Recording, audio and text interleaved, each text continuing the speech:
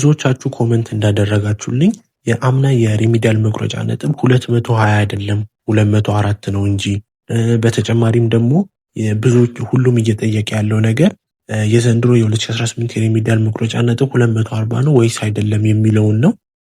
ስለዚህ በዚህ ቪዲዮ የዘንድሮ የሪሚዲያል መቁረጫ ነጥብ ከአምና ጋር በማስተያየት ስንት እንደሆነና በተጨማሪም ደግሞ ይፋ የሚሆንበትን ቀን። ሰላም ውድ የቻናላችን ቤተሰቦች ሰላም ብያለሁ። ብዙዎቻችሁ ትናንትና በለቀቁት ቪዲዮ ላይ የአምና የሪሚዲያል መቁረጫ ነጥብ ልክ አይደለም፣ በተጨማሪም ደግሞ የዘንድሮ የሪሚዲያል መቁረጫ ነጥብ ይሄን ያህል ከፍ በጣም ተጋኗል ብላችሁኛል።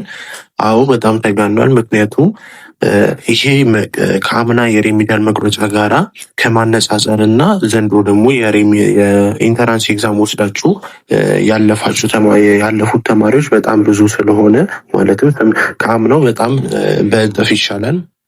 አምና ወደ 4 ነጥብ ወይም ደግሞ እስከ 27,000 ተማሪ ነው ያለፈው። ዘንድሮ ግን ወደ 47 እንደዛ አካባቢ ተማሪ ስላለፈ ወደ 47,000 ተማሪ ስላለፈ ይሄ ማለት ወደ 8% ስላለፈ እሱ አንጻርና አብዛኛው ግቢ ደግሞ 10 በላይ የሚሆኑ ግቢዎች ወደ 10 ወይ 8 የሚሆኑ ግቢዎች የሪሚዲያል ፕሮግራምን አይቀበሉም።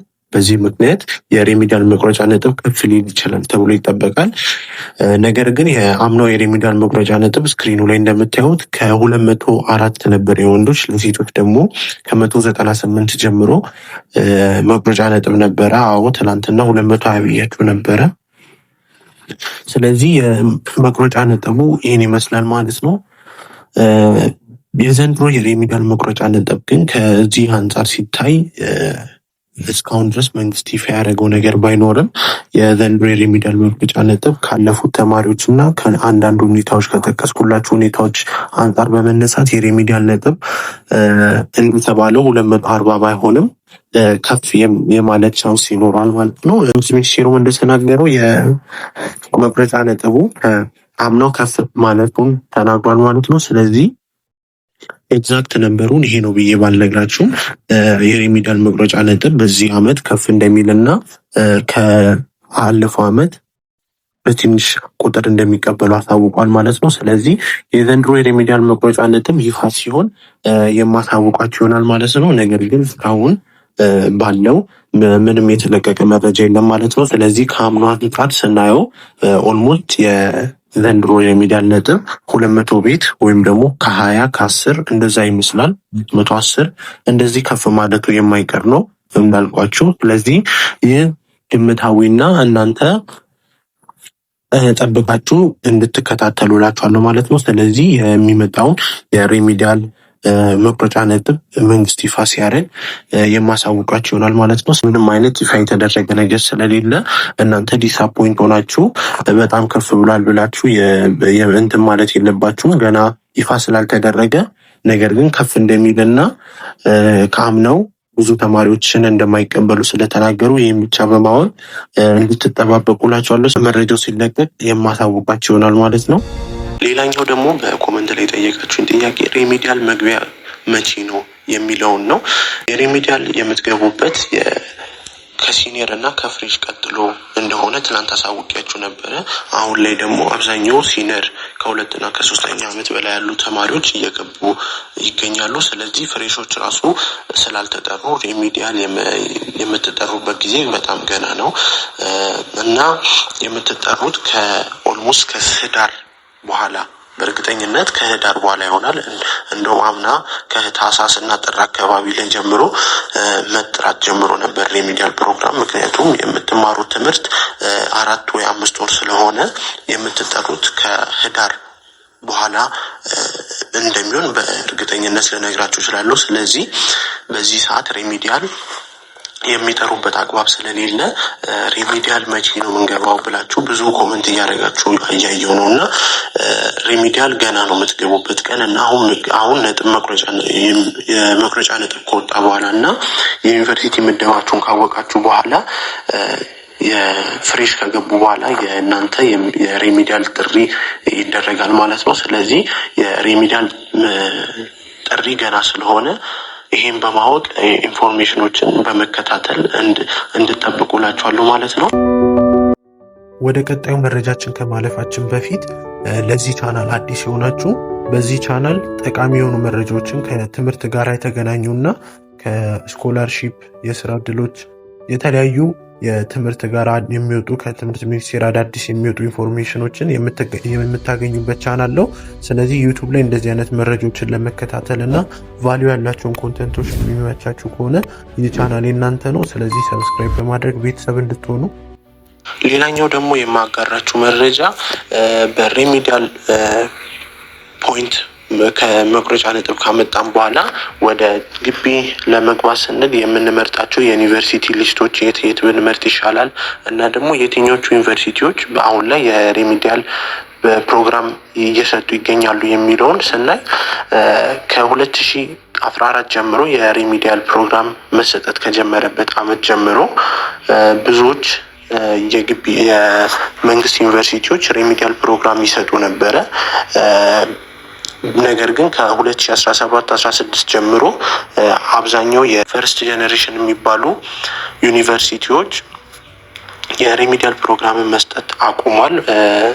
ለምሳሌ ያክል እንደ ሐዋሳ፣ እንደ አዳማ ያሉት የሪሚዲያል ፕሮግራምን መስጠት አቁሟል ማለት ነው። ስለዚህ የሪሚዲያል ፕሮግራም የሚሰጥበት አሁን ላይ ባለው መረጃ አምና አብዛኛውን የሁለተኛና የሶስተኛ ጀነሬሽን ሰርድ ጀነሬሽን ዩኒቨርሲቲዎች ላይ የሪሚዲያል ፕሮግራም ሲሰጥ ነበረ። ማለትም እንደ ወላይታ ሶዶ፣ እንደ ዲላ፣ እንደ ወለጋ፣ እንደ ድሬዳዋ አይነት የመሳሰሉ ዩኒቨርሲቲዎች ላይ የሪሚዲያል ፕሮግራም ሲሰጥ ነበረ።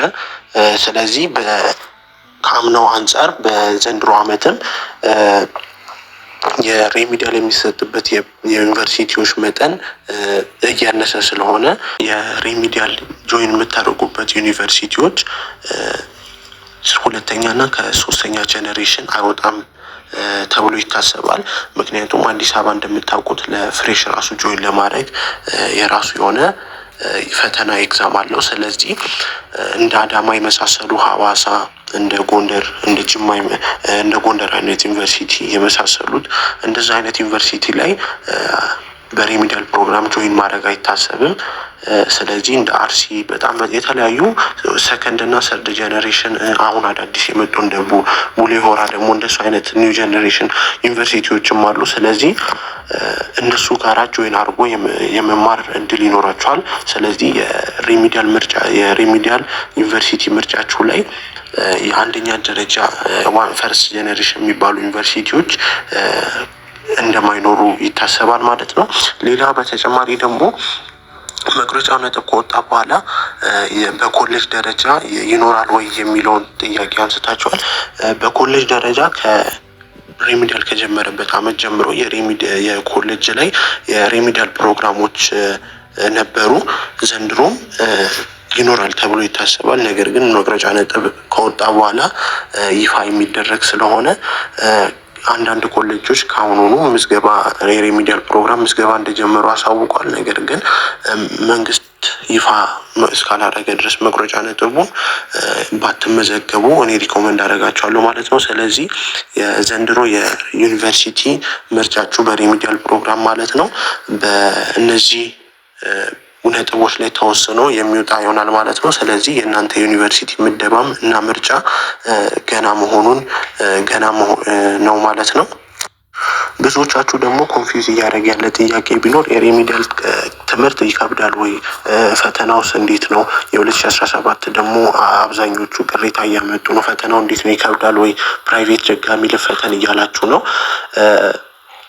ይህንን ለማየት ከ2014 ነው 15 ጀምሮ የሪሚዲያል ፕሮግራም መሰጠት ከጀመረበት አመት ጀምሮ ስናይ የሪሚዲያል መቁረጫ ነጥብ የሪሚዲያል ማለፊያ ነጥብ 70-30 ነበረ። ማለትም 30 ከዛው ከተመደባችሁበት ግቢ በተለያዩ ፈተኖች እና አሴስመንቶች ከ30 እዛው ግቢ ተጨረሱ እና 70 ደግሞ እንደ ኢንትራንስ ኤግዛም ከውጪ ነበረ።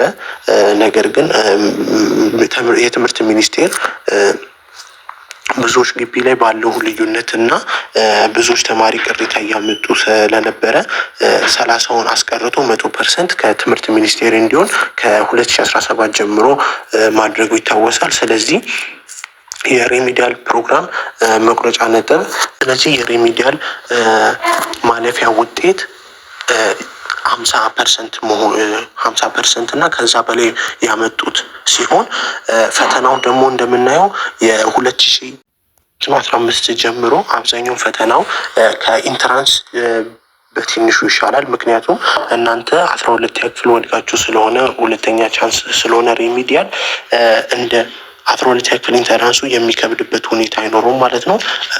እና እኔ ሰጀስት ማድረጋችሁ እንደውም ሬሚዲያል የመግባት እድሉን ካገኛችሁ ጆይን እንድታደርጉ ነው።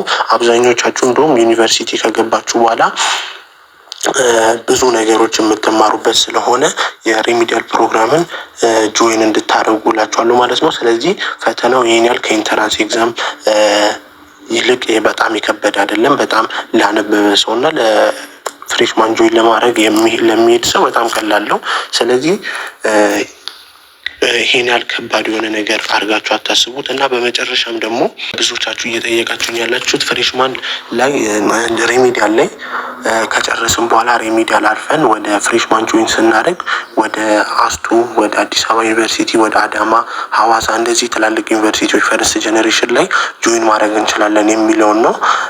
በአሁኑ ላይ ባለኝ መረጃ መሰረት አብዛኛውን የፈርስት ሬሚዲያል በተማሪዎቹበት ግቢ ነው የምትቀጥሉት። እንደዚህ አይነት ግቢዎች ላይ አዲስ አበባ ላይ በሰልፍ ስፖንሰርድ ካልሆነ በስተቀር በስኮላርሺፕ ወይም ደግሞ በመንግስት ተመድባችሁ በሬሚዲያል ፕሮግራም ወደ ፍሬሽማን ጆይን ልታደርጉ ስትሉ እንደዚህ አይነት ዩኒቨርሲቲዎች ላይ መግባት አትችሉም። ሜቢ የጤና ችግር ካለባችሁ እና ወዳላችሁበት ቦታ ለማስቀየር ካልፈለጋችሁ በስተቀር እንደዚህ አይነት ዩኒቨርሲቲዎች ላይ በሬሚዲያል ፕሮግራም ከጨረሳችሁ በኋላ እንደ ፍሬሽማን ጆይን ማድረግ አትችሉም ማለት ነው። ስለዚህ በዛሬው ቪዲዮ ስለ ሬሚዲያል ሙሉ መረጃውን አሰጥቻችኋለሁ ማለት ነው። ስለዚህ በቀጣይ ደግሞ መቁረጫ ነጥቡ ሲወጣና ዩኒቨርሲቲ ምደባ ላይ ስደርሱ አዳዲስ መረጃዎች ካለ ማሳወቃችሁ ይሆናል ማለት ነው። ስለዚህ ቻናሉን ሰብስክራይብ እንድታደርጉና የደውል ምልክቱን ነክታችሁ ቪዲዮ በሚለቀቅበት ሰዓት እንዲደርሳችሁ የደውል ምልክቷን እንድትነቁ። እስከዛው ድረስ ባይ